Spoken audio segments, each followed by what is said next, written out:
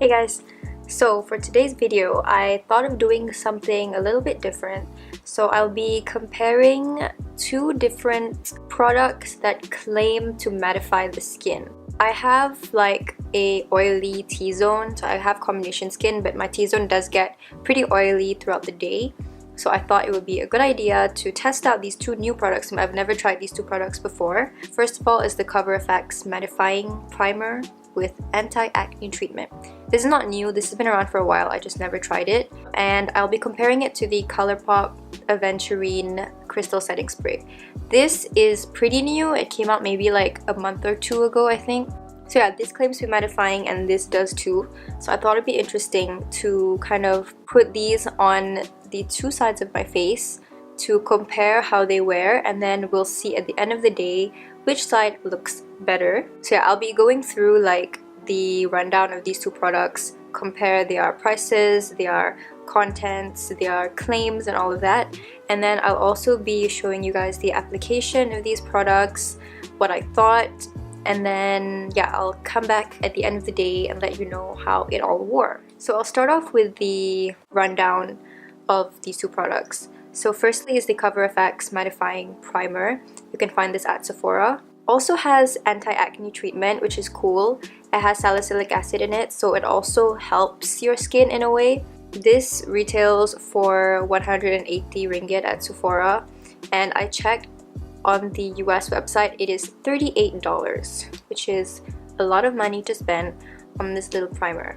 I'll just read the description off of the Sephora website. So that is like a lot of claims. So it claims to minimize fine lines and pores, to mattify your skin, to heal acne, to extend the longevity of your foundation, to leave your skin look flawless. So it's like a lot of claims in this one little bottle.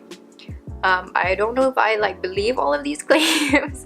I guess we'll see at the end of the day how my face looks like. And then we move on to the Colourpop Aventurine Crystal Setting Spray. So this apparently contains real aventurine crystals, and this retails for $6 on the Colourpop website, which is a steal compared to the FX, which is what, like over six times more in price than this setting spray. So, oh yeah, I forgot to mention that the FX was 30 ml and this is 55 ml. This claims to make your makeup last longer, to help keep it in place, to calm your skin, to reduce oil production, and to hydrate. So it is very different from the FX in that sense. Based on my thoughts right now going into this, I haven't really heard anybody talking about either of these products. So I'm kind of going into this review blindly. I have no bias towards either product. But obviously the fact that the Colourpop is like $32 cheaper makes me want to like it more, because if I run out, it'll be much more affordable for me to buy this and much more feasible. I don't think if I run out of this, even no matter how amazing it is, I don't know if I would purchase it again because it's so expensive. It's 180 bucks, which is ridiculous. I'm interested to see how this will work out in the end. I really have no idea. So you'll see during my product application kind of like what I thought as the first impressions of both products. That's pretty much it for this rundown bit of the product. So now we'll move on to the application. So I will be putting the FX on this side of my face, yeah, and the Colourpop setting spray on this side of my face. Obviously, we're going to start off with a primer since this goes underneath foundation. So I just cleaned my skin. There's nothing on it whatsoever. So I'm just going to put this on. I think it's cool that this has salicylic acid in it. So it like actually helps with your skin. Okay, so it's like a clear gel kind of a thing. So let's put it on. I'm mostly going to be focusing it on like my T-zone where I get oily. So like right here on my cheeks, on my forehead and my chin and my nose, that's for sure. It almost feels like silicone-y when you put it on your skin, like the texture of a silicone primer. It doesn't have any scent. So far so good. And I'm not using a lot, like I'm just using a little bit because I don't want to like overdo it or anything.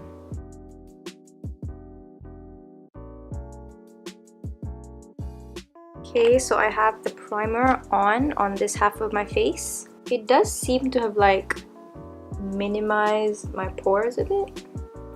Like my pores don't look as prominent on this side of my face as opposed to this side, which has no product on it, which is nice. So that's like kind of a 2-in-1 deal that you get there. So I'll put on my foundation on top of this. Obviously I'm not going to put the setting spray on my bare skin. I'll put it on top of my finished makeup.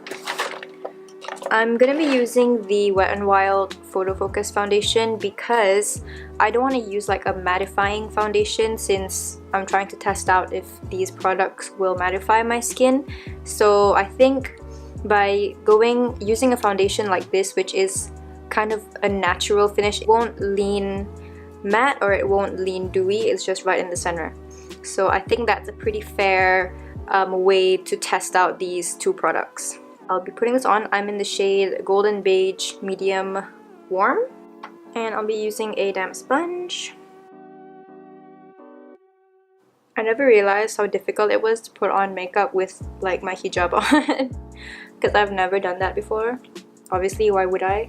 Especially because this is black, so if I get foundation on it, it will really show, so I'm trying very hard not to.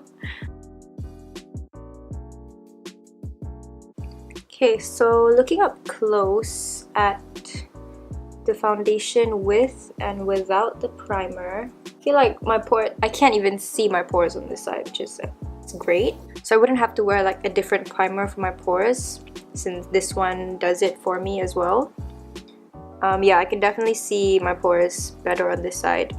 The foundation went on like it usually does, so that's good.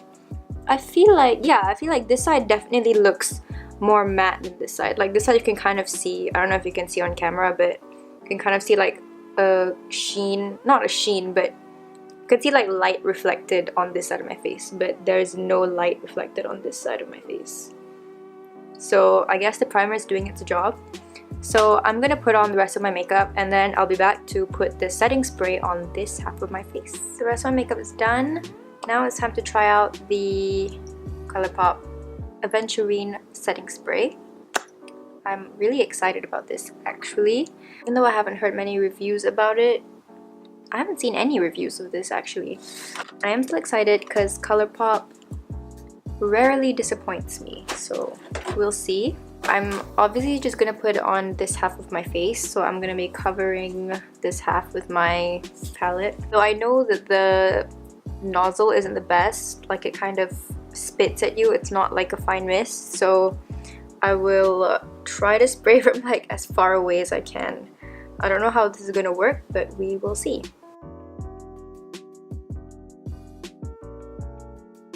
Oh my god, that spray is horrible. Oh my god, that is so bad. My face is literally drenched. Okay, I don't know if you guys can see, but my face is wet. There's like droplets all over my face. And it smells kind of weird. It smells like, I think it's a cucumber scent. And it does smell like cucumbers, but I don't like cucumbers. So I'm not a big fan of the scent. Besides the absolutely tragic nozzle, it's already dried down on my face. And my face is completely matte. By the way, I just did like my usual foundation or like my usual base routine. So I'm quite interested to see how this will actually hold up throughout the day.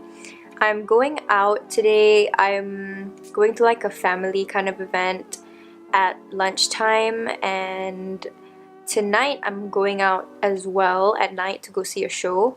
And both of these activities are going to be happening outdoors. And if you don't know, I live in like a tropical climate, so it'll be very hot outside. I'm definitely going to be sweaty, and yeah, so I'm interested to see how this makeup will hold up throughout my whole day today. I'm not sure how long I'm gonna have it on for, but I'm hoping to have it on for at least 10 hours. I'm not sure, but I hope I'll be able to play this out for 10 hours. We'll see.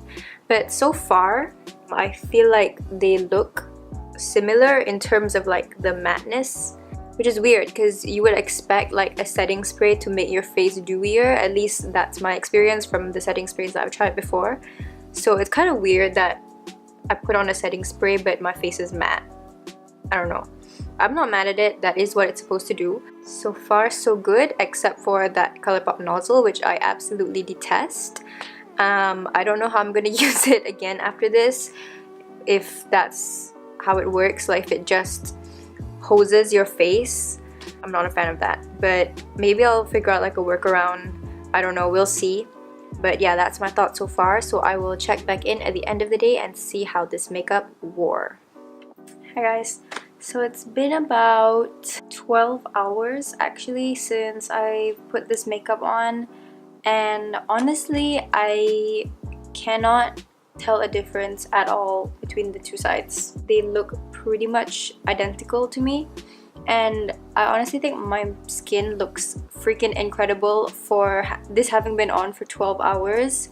I mean, because usually I would be an incredibly greasy mess by now, but I'm not today, which is insane. I would say that my nose and my forehead and my chin is on the shiny side, but still nowhere near how bad it would usually be on like a normal day if I wasn't wearing these products, I guess, because I did do like my usual foundation routine. I didn't change anything besides the primer and the setting spray, and I noticed that my cheeks are like not shiny at all, which is insane, because usually they would be.